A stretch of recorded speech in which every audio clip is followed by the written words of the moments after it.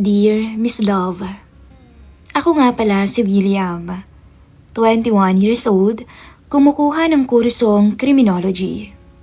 Wala pang kasintahan. At gaya ng karamihan sa edad ko, abala lang sa tropa, laro at gimmick. Bakasyon ngayon, at akala ko magiging ordinaryo lang ang summer ko. Hanggang sa dumating si Tita Luningning, ang matalik na kaibigan ni Mama. Araw yun ng Sabado. Tanghali na ako umuwi galing sa tambayan. Maingay sa bahay. May tawanan at halakhakan mula sa loob. Pumasok ako.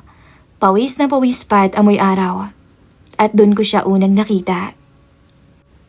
May edad na siya. Halatang nasa 40 pataas. Pero ang ganda. Maputi, maayos yung damit, at kahit simpleng blouse at pantalon lang yung suot niya, lutang na lutang yung alindog. Hindi ko alam kung bakit, pero parang biglang huminto yung paligid ko nung magtagpo ang mga mata namin. Oh, siya nga palang anak ko si William. Sabi ni Mama sa kanya habang nakangiti at pinapakilala ako. Ngumiti ako. Maganda pa ho kayo sa tanghali. Biro ko dito sabay kamot ng ulo. Napangiti siya. Yung tipo ng ngiti na may halong gulat at aliw. Nako, may anak ka palang mambobola, Tess. Sabi niya kay Mama. Mano ho, tita. Sabi ko sa kanya sabay abot ng kamay niya. Ngunit agad niya yung iniwas ng kaunti. Huwag na, iho. Nagmumukha naman akong sobrang tanda. Sagot niya sabay tawa. Natawa na rin ako. Pero sa totoo lang, nung mahawakan ko yung kamay niya saglit, may kung anong dumaloy sa dibdib ko. Mainit at malambot at may kakaibang pakiramdam. Hindi ko alam kung hiya o kaba. Basta parang may tumama sa akin. Mabutit dumating ka, anak, sabi ni Mama. Siya ang Tita Luningning mo. Matagal na kaming hindi nagkikita. Dito muna siya at magbabakasyon ng ilang linggo. Siya yung sinasabi ko sa'yo. Yung kaibigan ko nung high school pa. Tumango lang ako. Ganun ho ba? Ayos yan. At least may kasama na kayong kakwentuhan. Ngumiti si Tita Luningning at tiningnan ako. Baka nga ikaw ang makakwentuhan ko dito pag wala si Tess. Sabay kaming natawa ni Mama. Pero sa loob-loob ko, may kung ano ang kakaibang kilig sa sinabi niya. Pagkatapos ng tanghalian, busy na si Mama sa kusina habang si Tita Luningning ay nag-aayos ng gamit sa kwarto. Napadaan ako sa hallway at natanong ko siyang nag-aayos ng maleta. Nakatali ang buhok, suot lang ay simpleng duster. Pero hindi ko mapigilang mapatingin sa kanya. Ang gaan niyang tignan, parang lahat ng kilos niya mahinahon. Yung tipo ng babae na hindi mo mapupuna agad pero habang tumatagal, mas lalo mong nagugustuhan. Uy, William. Sigaw ni Mama mula sa kusina. Pakitulungan mo ang tita mo sa bagahe niya, ha? Agad akong lumapit. Tita, tulungan ko na ho kayo. Grabe. Gentleman pala tong anak mo, Tess, ha? Sigaw naman ito sabay kindat. Ngumiti ako. Kasi po, baka magalit si Mama pag di ako tumulong sa magandang bisita. Napailing siya. Aba, bolero talaga. Tiningnan ko siya at napangiti siya. Ewan ko ba? Pero iba talaga ang dating niya. Hindi katulad ng mga babae sa labas. Siya, may misteryosong nakakaintriga. Kinagabihan, habang nanonood kami ng TV, naupo siya sa may sofa malapit sa akin. Si Mama naman nasa labas, may kausap na kapitbahay. Tahimik kaming dalawa pero ilang beses kong naramdaman na tumitingin siya sa akin. Tapos bigla siyang iiwas. William? Sabi niya bigla. Ilang taon ka na nga ulit? 21 po, tita. Naku, binata na pala talaga. Nung huling naikwento ka sa akin ni Tess, bata ka pa nun at matigas daw ang ulo. Totoo po yun, pero ngayon, mabait na ako. Sigurado ka? Tanong niya. Hindi ako nakasagot kaagad. Nakatingin lang ako sa kanya, sa mga mata niya na para bang nangungusap. O baka napipikon ka sa biro ko, Sabi niya. Hindi po. Gusto ko nga po yung may kausap na marunong ding mang-asar. Marunong makisabay. Di magkasundo pala tayo. Sabi niya sabay tawa. At sa tawa niyang iyon, parang may kung anong lumambot sa loob ko. Hindi ko maipaliwanag, pero gusto kong mas makilala pa siya. Kinabukasan, maaga akong nagising. Pagkalabas ko, nakita ko siyang nagkakape sa may terrace. Ang ganda niyang tingnan sa umaga. Suot lang niya ay simpleng puting damit at short. Buhok niya ay medyo magulo pa, pero natural lang. Maaga kang nagising? Sabi ko. Hindi masyadong nakatulog. Hindi talaga ako sanay sa katahimikan ng probinsya. Sagot niya nang nakangiti. Lumapit ako. Masasanay rin po kayo, lalo na't ako ang makakasama niyo lagi sa umaga habang nagkakape. Biro ko. Loko ka talagang bata. May kasamang pambobola palagi. Sabi niya, pero tumawa rin. Sige na, kumuha ka na ng tasa. Sabayan mo na akong magkape. Nagtimpla ako ng kape at pagkatapos ay umupo sa tabi niya. Tahimik lang kami saglit at pinapanood yung mga ibon. Tita, sabi ko.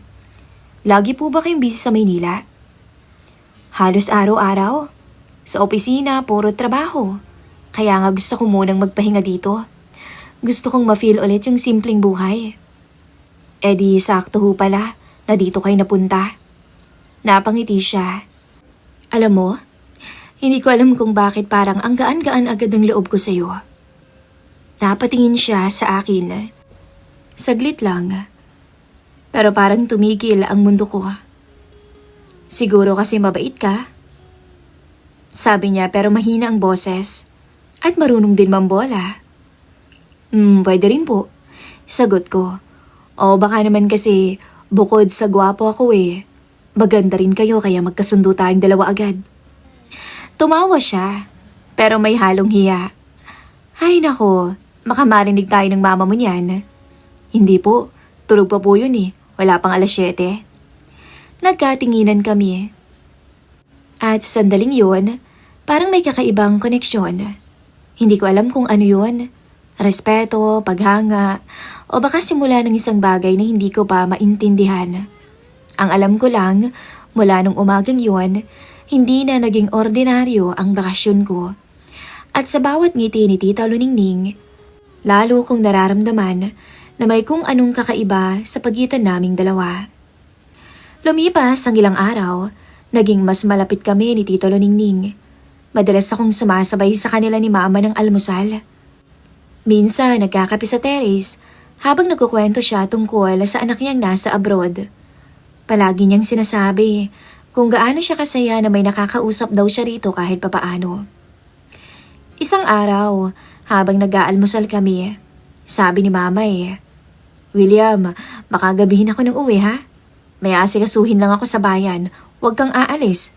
Baka mamaya pumunta ka sa mga barkada mo para may kasama dito ang tita mo, okay? Bago pa ako makasagot, nagsalita si Tita Luningning. Naku Tess, ayos lang ako kahit mag-isa dito. Ngumiti naman ako at nagsalita din. Naku Tita Luningning, samahan na kita para naman hindi ka maboring dito. Tumawa lang siya. Yung tawang mahina niya pero nakakagaan ng loob. Bandang 8:00 umalis na si Mama. Naiwan kaming dalawa. Pagkalipas ng ilang sandali, nagsimula siyang magluto ng tanghalian. Amoy na amoy ko yon na lalong nagpagutom sa akin. Tita, tulungan ko na ho kayo. Sabi ko habang nilalapitan siya sa kusina. Ay nako, hayaan mo na ako. Baka maabala ka pa.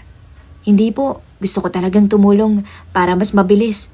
Mukhang masarap yung niluluto niyo Nagkatinginan kami. Ngumiti siya. Tapos inapo niya sa akin yung kutsilyo. Sige na nga. Ikaw nang maghiwa niyan pero dahan-dahan lang ha. Habang nagluluto siya, nagkukwento siya sa akin ng tungkol sa buhay niya. Alam mo, William, matagal na akong hiwalay sa asawa ko. Sabi niya bigla. Talaga po? Akala ko may asawa kayo ngayon. Wala na, iniwan na ako.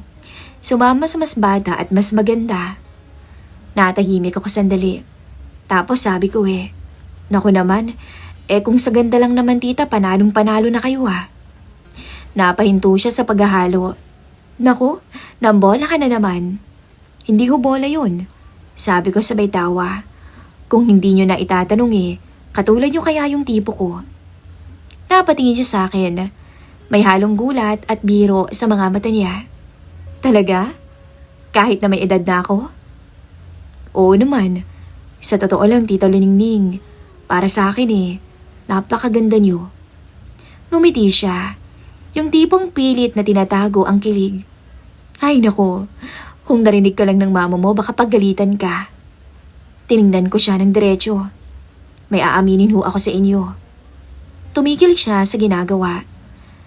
At ano naman yun? Unang kita ko pa lang sa inyo. Crush ko na ho kayo. Natawa siya. Yung tawa niyang mahinhin. Naku William, wag mo akong biruin ng ganyan. Baka seryosohin ko yung mga sinasabi mo. Yun nga po yung gusto ko Kasi totoo naman talaga.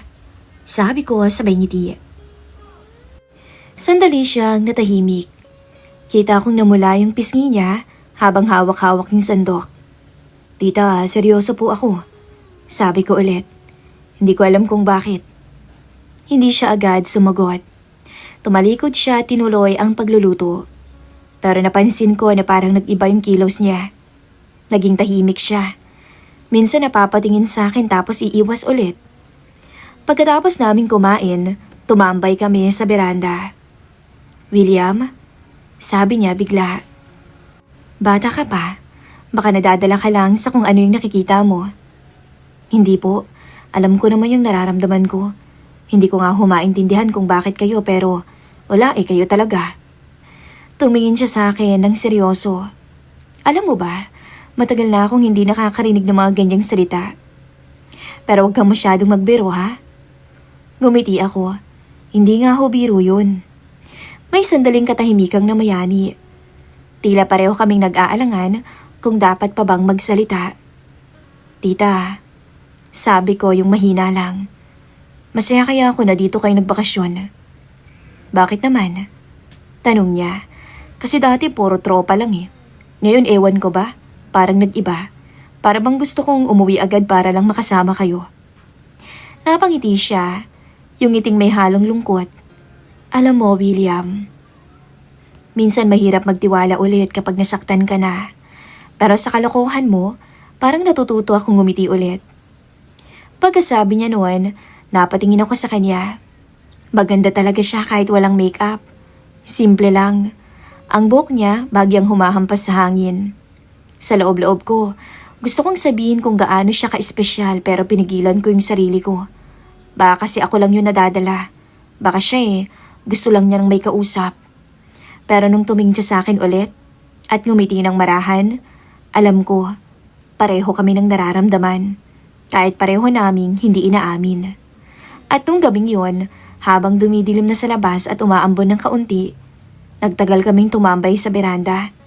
Tahimik pero ramdam ko na nagsisimula na yung koneksyon na hindi namin planong mangyari.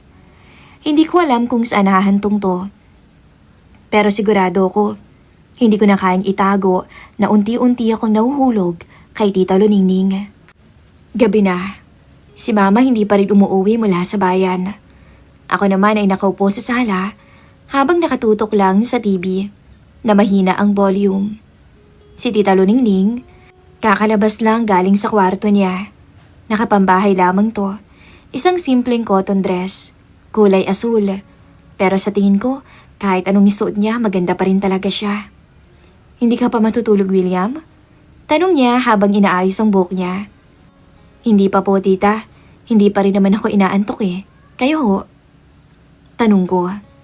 Siguro mamaya, nainitan pa kasi ako Sabi niya sabay upo sa may sofa. Ilang hakbang lang ang pagitan namin. May mga sandaling nagkakatinginan kami, pero pareho kaming umiiwas. Tita, sabi ko sa wakas, pwede po ba akong magtanong? Tanong ko. Sige, ano yun? Bakit po parang kahit laging masaya kayo, minsan nakikita ko sa mga mata niyo na malungkot kayo? Napangiti siya, yung ngiti na pilit. Alam mo, ikaw na bata ka, ang dami-dami mo talagang napapansin. Alam mo William, siguro kasi matagal na rin ako nag-iisa. Alam mo na, walang asawa, walang kasama, walang nag-aalaga. Hindi ko alam kung anong nagtulak sa akin pero bigla akong nagsalita. Kung ganun po, sana dumating yung oras na pwede namang ako yung mag-alaga sa inyo, no? Natawa siya ng mahina. Ang batang to talaga, marunong mang-aliw.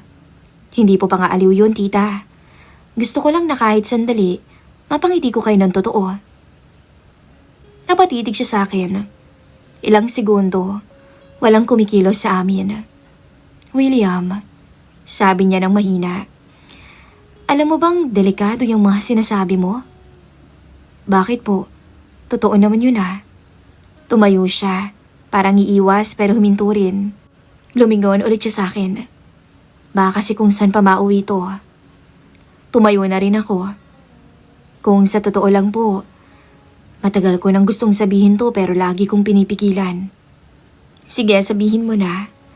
Sabi niya pero halata sa boses ang pag-aalinlangan. Gusto ko po kayo, tita. Hindi ko alam kung kailan nagsimula. Pero tuwing nakikita ko kayong masaya, parang gusto kong laging nandyan. Tuwing nakikita ko kayong malungkot, parang gusto ko kayong pasayahin. Gusto ko kayong yakapin. Natahimik siya. Tapos lumapit ako ng bahagya. Hindi ko siya hinawakan agad, pero nagtagpo ang mga mata namin. Walang salita, wala ring maraming sinasabi.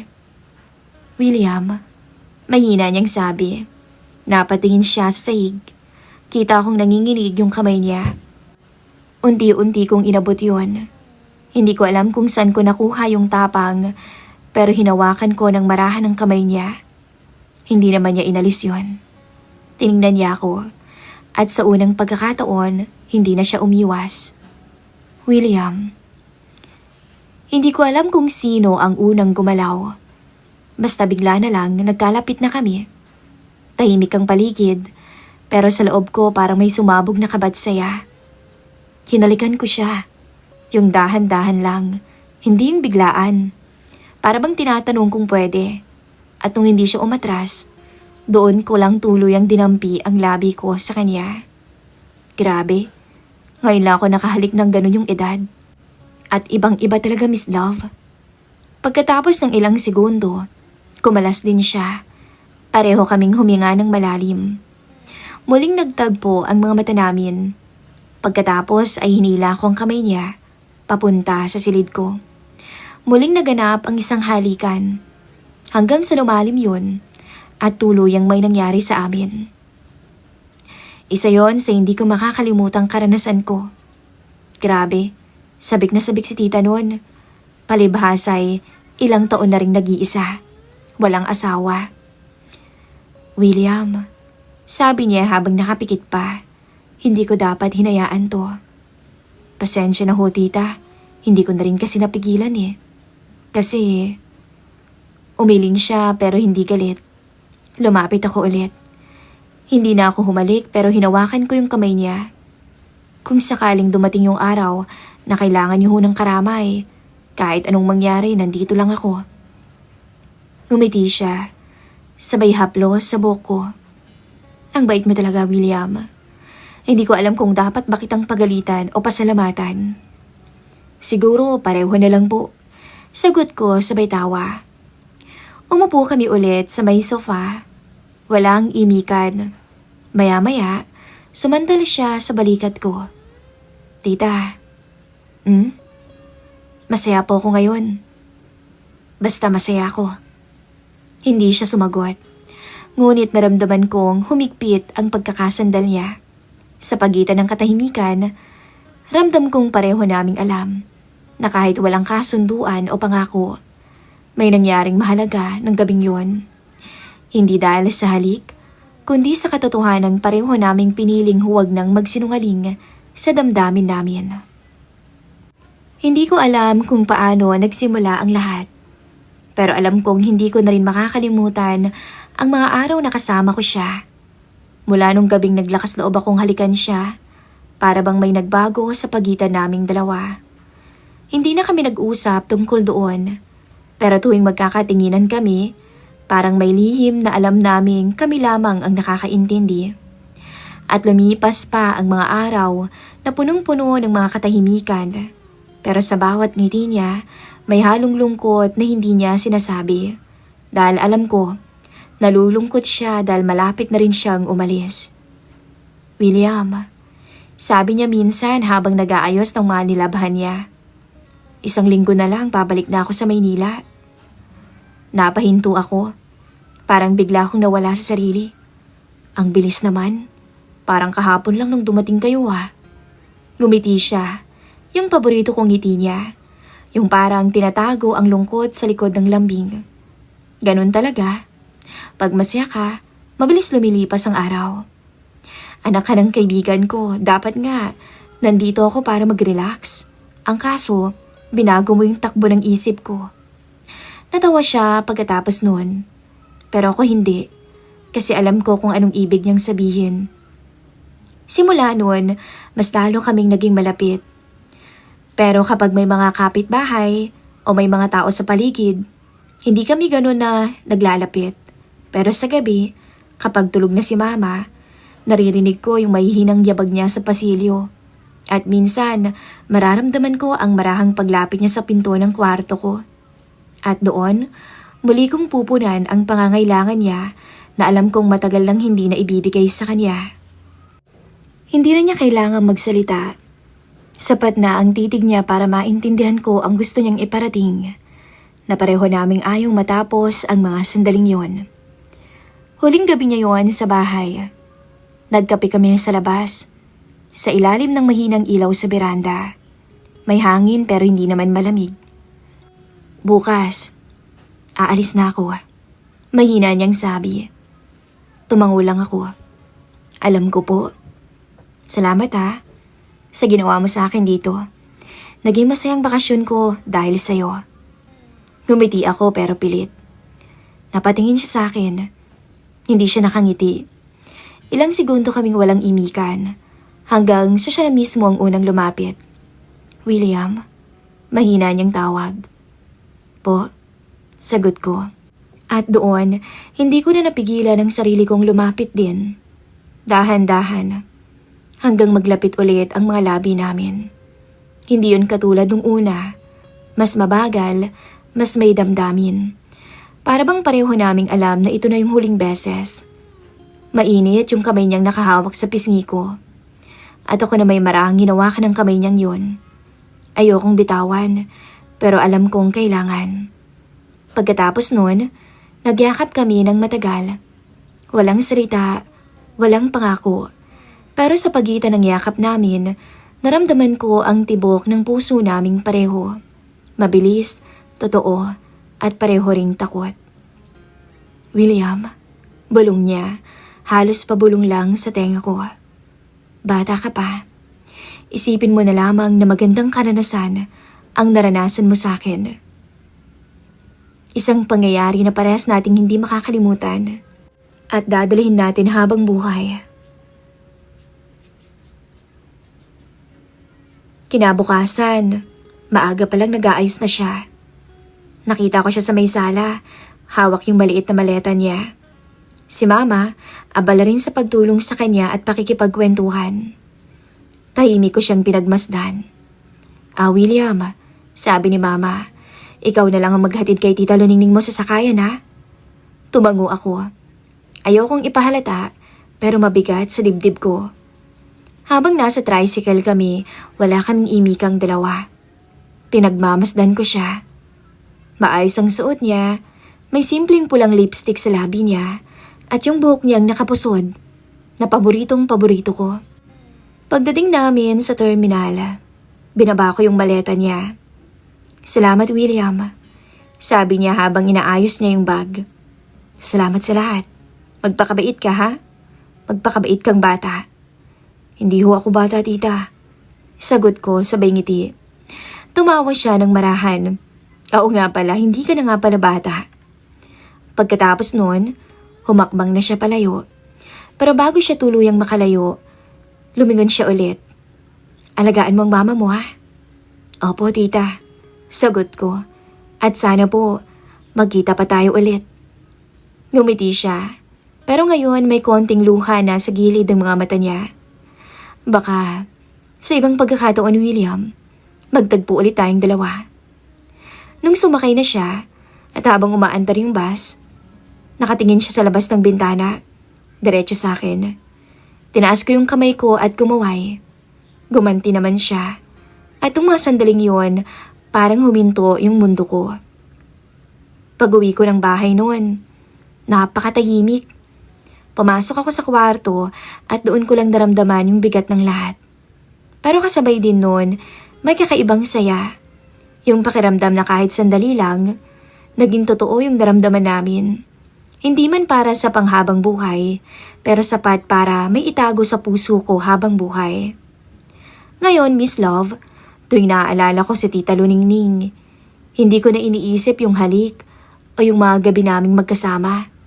Ang naiisip ko yung ngiti niya, yung tawanan, at kung paano niya ako tinuruan kung anong ibig sabihin ng damdamin. Yung marunong magpigil, marunong umintindi, at marunong magpaalam ng may respeto. At sa bawat taong dumarating sa buhay ko, alam kong may bahagi sa akin na laging magpapasalamat kay Tita Luningning. Sa babaeng dumating sa buhay ko ng panandalian at umalis na dala ang isang piraso ng puso kong hindi ko mababawi na. Pero okay lang, kasi sa huling alaala namin, magkasama kaming nakangiti. Maayos kaming nagpaalam sa isa't isa. At doon natapos ang isang bakasyon na hindi ko malilimutan. Ito po ang maiksing kwento ng aking buhay. Ako po, si William.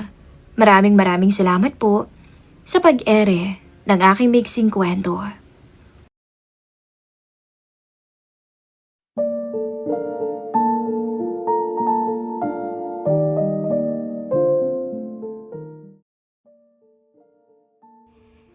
Isang kwento ang ating tunghayan ngayong araw. Isang pagkakamali ang pinagsisisihan, ngunit di naman magawang malimutan ang kakambal na alaala nito. Ating pakinggan ang kwento ni Leia. Hindi niya tunay na pangalan. Si Leia ay 24 years old na. Dalaga, matangkad at may kakaibang apil na taglay. Sumasali ito sa mga beauty contest sa kanilang lugar.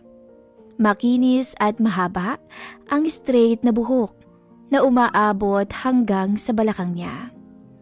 Magkaedad lamang sila ng kasintahang si Jonelle. 2 taon ang magkasintahan ng dalawa.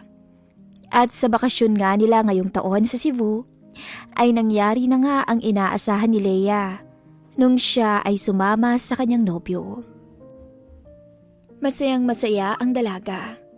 Sinulit nila ang 3 araw sa Cebu.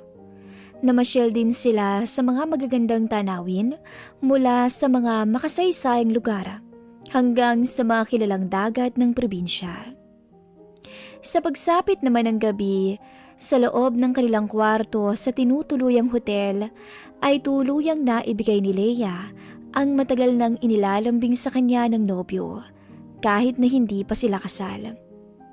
Halos lahat ng sulok ng kwartong yun ay naging saksi sa kanilang pagmamahalan. Maging sa terrace, hindi nila inalintana ang taas nito, lamig ng hangin at tsansang mahuli ng ibang tao.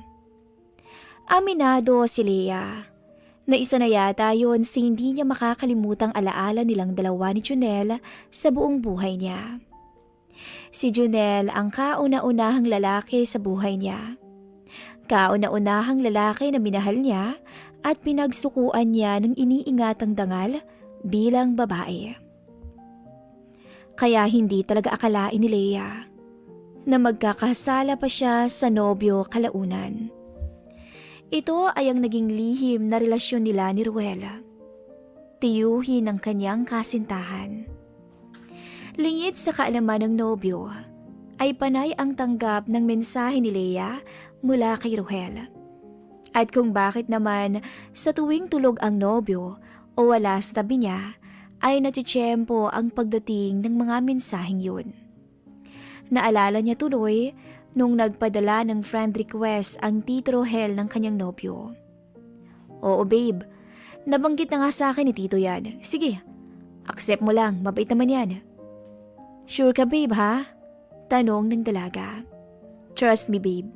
At isa pa, sa kanya din ako lumaki nung time na nasa abroad ang mommy at daddy ko. Okay, sige. 56 years old na si Rohel. Kapatid ito ng tatay ni Junel. Dati itong nagtatrabaho sa abroad, ngunit nang magretiro ay umuwi na ito sa Pilipinas para dito na manirahan. Mabait naman ang matanda. At isa pa, maganda pa rin ang pangangatawan nito sa kabila ng edad. Yun nga lang talaga ay kulubot na ang kutis. Dahil nga sa malaki ang tiwala ni Leia sa kanyang nobyo, ay sinagot niya ang mensahe mula sa matanda. Kinabukasan ng umaga, pagkagising niya, sakto naman at naiwan siya sa hotel mag-isa ng mga oras na yun. Good morning po. Sorry po ngayon ko lang po nasagot yung chat ninyo. Aga naman tong nabasa ng ka-chat at sumagot din. Oh hi Iha. Good morning din. Kala ko di ka nasasagot eh. Busy lang po kami ni Junel. Kumusta po kayo? Tanong ng dalaga. Ayos naman. Mukhang nag-e-enjoy kayo dyan sa Cebu Po? Paano niyo po nalaman na nandito kami? Nabanggit ni Junel sa akin. Siya nga pala, sinabi ko kay Junel na pumasyal naman kayo dito sa Panglao minsan. I'm sure magugustuhan mo din dito.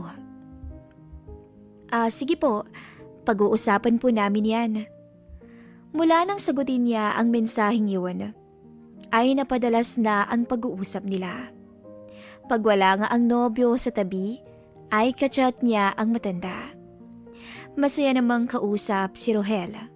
Madalas nga ay napapatawa nito si Leia, kaya naman naging palagay na ang loob niya sa matanda. Nagpatuloy pa rin ang pag-chat nila kahit nung umuwi na sila ng Tagbilaran. Dahil nga madalas ay bihira silang magkita ng nobyo, gawa nga ng trabaho nito, ay natutuon ang oras ni Leia sa pakikipag-chat sa matanda. Bagay na hindi alam ng kanyang kasintahan. Pero kahit ganon, hindi naman siya nakakalimot sa nobyo para kumustahin. Mapatawag man o mensahe. Kaya lang sadyang abala lang talaga ang nobyo niya sa trabaho. Hindi naman niya ito minamasama, bagkus ay iniintindi pa dahil sa pagmamahal niya sa lalaki. Lumipas ang mga linggo. Masipag itong si Rohel na kumustahin ng dalaga. At lagi naman niya itong napapasaya. Minsan nga ay tinatawagan pa niya to. Sari-saring paksa ang napag-uusapan ng dalawa. Hanggang sa di inaasahang pagkakataon, ay nauwi sa ibang tema ang naging pag-uusap nila. Kailan kayo huling nagkita ni Junel Iha? Halos isang buwan na rin po. Nagkakausap naman ba kayo? Opo, kaso saglit lang kasi raw po, madami siyang deadlines na dapat tapusin. Minsan nga po di niya nasasagot yung tawag ko eh. Talaga yang si Junel Kung ako ang naging boyfriend mo, hindi pwede sa akin ang ganyan. Kayo talaga? Hayaan niyo na ho. Busy lang talaga sa work yun. Nagdaan ng halos 10 minuto. Pero hindi sumagot ang kachat ni Leia. Andyan pa po ba kayo? Busy na po yata kayo? Hindi naman Iha. Nagpalit lang ako ng suot. Medyo maalinsangan kasi ngayon. Ganun po ba? Bakit po? Nakapajama po ba kayo kung matulog? Hindi Iha. Nakasandot boxers lang. Ay kayo talaga? Mapagbiro po talaga kayo? Hindi naman. Ikaw ba Iha? Ano bang suot mo pag natutulog? Napatigil si Leia sa mensaheng yun. Pero dahil kampante siyang kachat ang matanda, ay sinakyan niya na lamang to. Sando lang din po. Wow, ang hot mo siguro sa suot mo. Ikaw ang pili mo pala, pero salamat po. Sa tansya ni Rohel, ay umaamo na ang dalaga sa mga hirit niya. Napangiti ang matanda habang nakatingala sa kisame. Teka Leia, Sabi mo halos 1 buwan na kayong di nagkakasama ni Junel. Opo. Bakit po? Wala lang. Ay, ano kaya yon? Bakit nyo nga ako naitanong? Naisip ko lang. 1 buwan ka na din palang hindi nilalambing. Medyo napatigil lang talaga sa nabasa. Pero sinabayan pa rin niya ang mga ganong hirit ng matanda. Kayo ha? Masyado kang pilyo. Sorry, wag ka magalit sa akin ha, natanong ko lang. No ka ba okay lang po? Tama po, 1 buwan na nga rin. Halos ba palundag si Rohel sa nalaman. Kaya naman sinagundahan niya kaagad. Simula noon, halos napupunta na sa ganun madalas ang usapan nila sa tuwing sila ay magkaka-chat. Ayos lang naman sa dalagang pag-usapan ang mga ganun dahil nga nakuha na ni Rohel ang kiliti niya, maging ang pagtitiwala niya sa matanda. Hindi naman nagmamadali ang matanda dahil gusto niya na maging maayos ang lahat kapag dumalaw na ang dalaga kasama ang pamangkin sa bahay niya. Hindi rin naman naisip ni Leia na may ibang motibo pala ang matanda sa kanya. Ang alam lang talaga niya ay palabiro lamang to. Ito kasi ang medyo kahinaan ng dalaga, ang magtiwala agad-agad. Halos 2 buwan ang lumipas mula nung maimbitahan ni Rohel ang magkasintahan. At ngayon nga ay papunta na ang magkasintahan sa bahay niya gamit ang kotse ni Junel. Masaya naman itong si Leia dahil makakapunta muli siya ng Panglao. Isa kasi iyon sa paborito niyang lugar para makapagtampisaw sa magandang dagat nito. Isa pa, kasama niya ang nobyo na namiss niya talaga ng sobra dahil sa tagal ng di nila pagkikita. Kaya rin hindi mawala sa inaasahan ni Leia na muling magtatabi sila sa kama para punan ang pangangailangan nilang dalawa. 9:00 ng umaga. Dumating na sila sa bahay ng matanda. Masaya naman silang sinalubong ni Rohel dahil magkakaroon na to ng kasama sa bahay, lalo na't kasama ang dalaga na matagal na niyang inaantay. Medyo nahihiya pa rin si Leia kahit na madalas silang magka-chat. Ramdam naman yun ni Rohel kaya para di mailang ay pinilit niyang maging feel at home ang dalaga sa kanyang pamamahay. Masarap ang pananghaliang inihanda ni Rohel para sa dalawa at sabay-sabay nilang pinagsaluhan ng pagkain na sinamahan ng kwentuhan, tawanan at syempre ang mga palihim na tingin ni Rohel sa dalaga. Medyo naiilang naman si Leia sa mga tingin ng matanda pero kalaunan ay nawala din dahil sa pagiging kwela nito. Naalala niya tuloy yung mga nababasa at napapanood niya na ang bidang magkarelasyon ay isang dalaga at isang matanda. Naiisip niya tuloy na siya yun at ang tiyuhin ng nobyo. Naputol lang ang pagmumuni-muni niya nang tapikin siya ng nobyo na kanina pa pala siya tinatanong. Ano ba naman yung nasa isip mo, Leia? Matanda na yan at dito pa ng nobyo mo. Wika niya sa sarili. Pagkatapos mananghalian ay nagpahinga ang dalawa bago pumunta sa dalampasigan para maglakad-lakad at lumusong na rin sa dagat. Nakatanaw naman mula sa kanyang cottage itong si Rohel sa dalawa. Nag-iisip kung paano niya maliligawan ng palihim ang dalaga. Kinagabihan ay nagyaya si Rohel sa cottage maghapunan na malugod namang pinaunlakan ng magnobyo. Masaya si Leia sa pinapakita ng matanda dahil ramdam niya ang pag-aasikaso at pagiging maalalahanin nito sa kanila. Naging masaya ang hapunan nila na sinamahan pa ng lamig ng hangin mula sa dagat at kwentuhan. Matapos ang hapunan ay nagyaya na si Rohel na uminom ng alak. Tatanggihan na sana to ni Junel dahil di siya gaanong sanay uminom pero pinilit siya ng tiyo. Wala namang nagawa ang nobyo kundi pagbigyan na lang ang matanda. Alam kasi ni Rohel na hindi talaga umiinom ang kanyang pamangkin, kaya ito ang naisip niyang paraan. Sa kalagitnaan ng inuman, ay masayang nagtatawanan ng tatlo. Magkatabi ang dalawa at sa tapat naman nila nakaupo si Rohel. At sa tuwing magtatama ang tingin nila ni Leia, ay nginingitian siya ng matanda. Tumagal ang inuman nila dahil sa pagiging madaldal ni Rohel at di nila namalayan na 10:00 na pala ng gabi.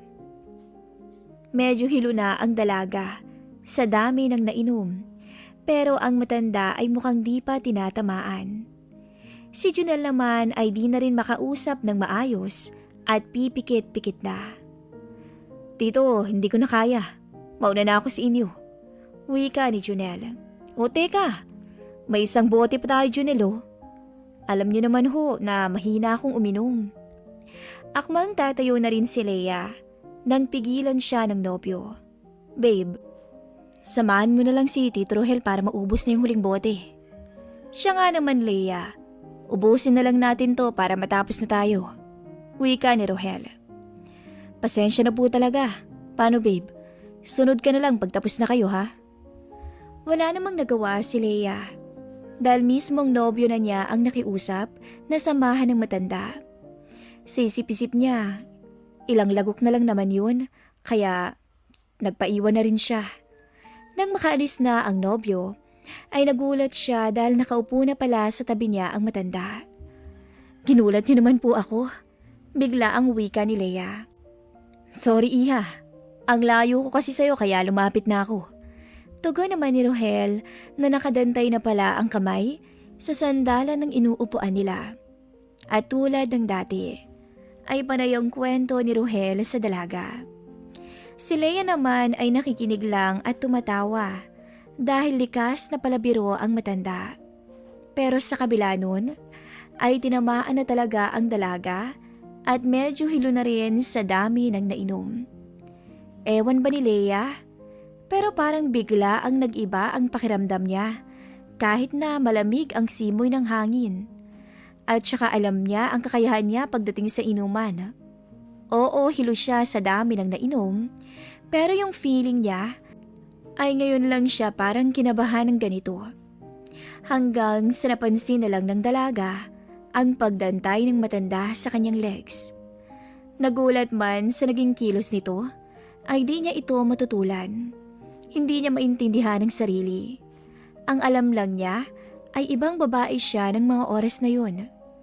Maya-maya paglingon niya sa katabi ay nakangiti ito sa kanya at hinawakan ang kanyang pisngi at nagtangkang ilapit ang labi sa kanya. Maliho ito. Tanging lumabas na kataga kay Leia. "Shh! Tayo lang naman ang tao dito, iha. Isa pa, sigurado kung bagsak na si Junel." Tugon ni Rohel. "Pero mali po talaga to." Paulit niya. "Mali ba? Pero bakit parang iba ang sinasabi ng mukha mo?" Sagot ng matanda. Hindi na nakasagot pa si Leia dahil tama nga ang tinuran ni Rohel. Pero may alinlangang pa ring tanong niya. "Huwag kang kabahan, iha. Akong bahala sa'yo." Hindi na nakatutol pa ang dalaga. Tuluyan na itong nadala ng sitwasyon. Lalo na nang bigyan siya ng malambing na halik sa punong tenga patungo sa labi niya. Sadyang pilyo ang matanda at hindi na pinakawalan pa ang pagkakataon na iyon. Yumakap si Rohel kay Leia na nooy tila wala na sa katinoan na parang nakatulala na lang sa kawalan. Sa puntong yun, nakalimutan ni Leia ang nobyong nasa kwarto lamang at mahimbing na natutulog. Ang kaninang nag-aalangan ay tuluyang naging matatag na subukan ang mali at bawal. Hanggang sa namalay na lang ni Leia ang sarili, nakusang yumakap sa matipunong matanda. Unti-unti ring napahaplos sa katawan nito pababa na tila ang hiya ay tuluyang napulbos na parang abo at tuluyang naglaho. Malinaw sa mata ni Leia ang ekspresyon ng mukha ni Rohel. Ang saya at galak ng mga oras na yun. Saksi ang cottage na iyon sa pagkakasala ng dalawa at sa paglipas lang ng minuto ay tuluyan silang nakontento. Nang makapag-ayos ng sarili at makapagpahinga, ay nagtungo na sila sa loob ng bahay. Tinabihan ni Leia ang nobyong naghihilik at plakda sa kama.